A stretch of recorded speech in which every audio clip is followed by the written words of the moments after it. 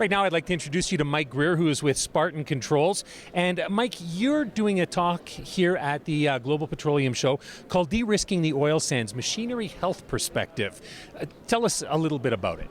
Well, I think in today's environment with regards to funding and that, de-risking gets thrown around a lot about how much money is going to go into capital expenditures, and often that'll put at risk the investment into certain oil sands projects. So we've got a couple different types of projects. I'm just going to interrupt you. So how does it put it at risk then?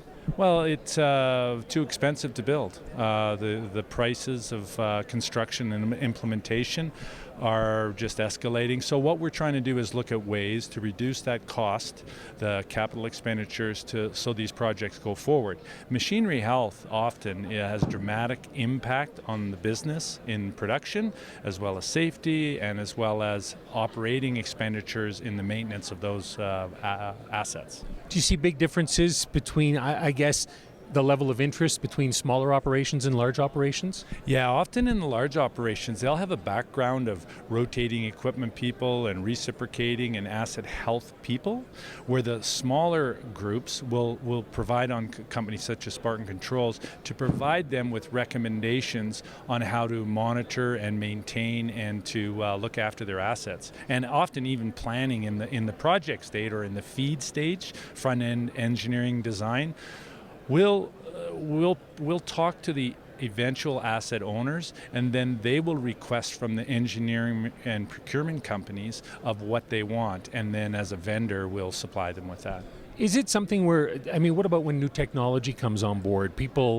You want to jump to the latest, greatest thing, but it may not always be prudent, I guess, financially. Yeah, that was a real focus of the talk, was looking at proven technologies, in the sense that typically new technologies have to be proven and face the test of time, in the sense. So there are new wireless technologies is one of them. It's very good technology, but it has to be put into the right place. An example would be, no one uses wireless technologies to protect their assets, but to monitor it or do some surveillance on that assets. It's a wonderful technology, and that's why Spartan and Emerson has really went down that path.